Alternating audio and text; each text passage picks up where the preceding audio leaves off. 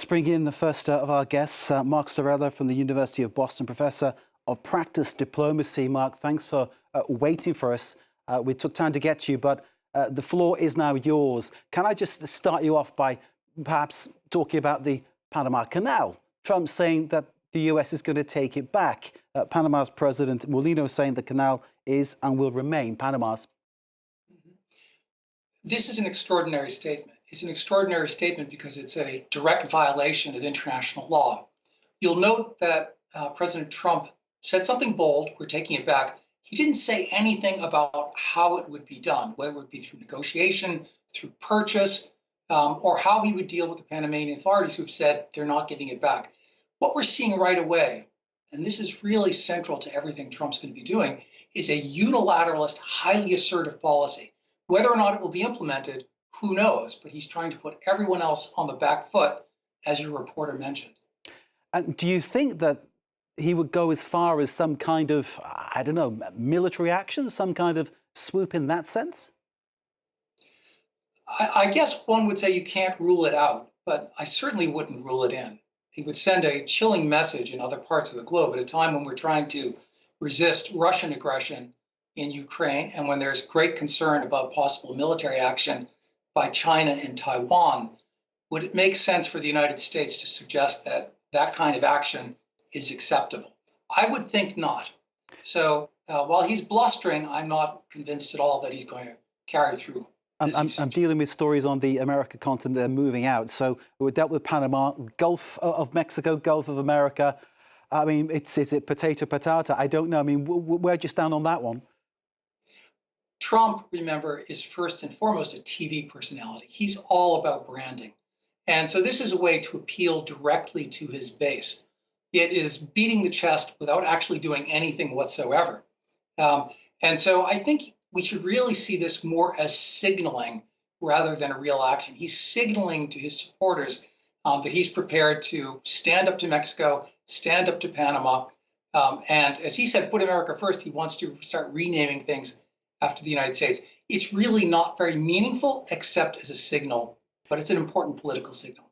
Mark, what does that leave Greenland? Because clearly there's more than one eye among the Trump entourage looking at Greenland. First, I was delighted that Greenland wasn't mentioned. As a former U.S. diplomat, the whole idea of pressuring an ally to deliver territory to us is very hard for me to take. But I want to say that the idea is not quite as outlandish as it may sound.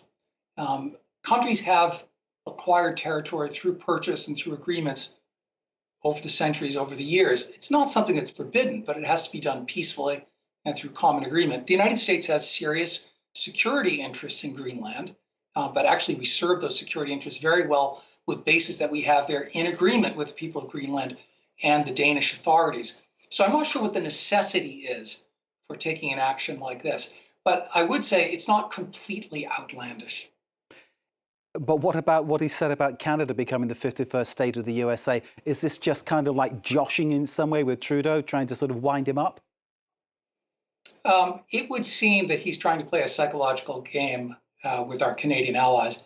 Again, as an American former diplomat from New England, spent a lot of time in Canada, I'm appalled, and we should not treat the closest ally anyone's ever had with those kinds of jokes. I don't think it's very funny. So all in all, the sense of diplomacy, the sense of foreign policy that you're getting from Trump so far is, I think, something that perhaps is very different from the Biden era and perhaps something that won't perhaps take the US very far in the world. Maybe sort of we'll see a more inward-looking period. Is that fair to say? Yes, I think so. People have said that Trump is isolationist, but I don't think that's accurate. I think he's unilateralist. That's not quite the same thing. One of the things that was really missing in this inaugural address today was any reference to our allies, any reference to international cooperation, any reference to international organizations. Trump very much wants to be able to take actions that he can sign, as he is doing today, probably as we speak, as executive orders and do unilaterally. That really is what's most likely to characterize American foreign policy. Unilateral action and transactional action rather than careful cooperative diplomacy. Mark, I understand you have to go pretty shortly, so can I ask you a final question about what you think Trump will do next? Because there are some extremely big issues facing the US diplomatically in terms of foreign policy in the world right now. What do you think his priorities are going to be? There will be a lot of focus on the border, and there could be a lot of TV to watch on the border as they move military there and start construction on a wall with money that's available as a result of the executive orders that he's passing. And they're halting immigration across the border immediately. It's happening already. So that will be very visible. But he certainly will be engaged in other issues that are much tougher, like dealing with the Russians over Ukraine, where he has promised he was going to be able to end that war on day one. Now his Ukraine advisor has said, well, maybe we'll give ourselves 100 days. But at some point, he's going to have to engage with these big issues. Dr. Mark Storella of the University of Boston, Professor of Practice Diplomacy, thank you very much for sharing your insights and your analysis with us here on France 24. We really appreciate your time, sir. Thank you very much indeed.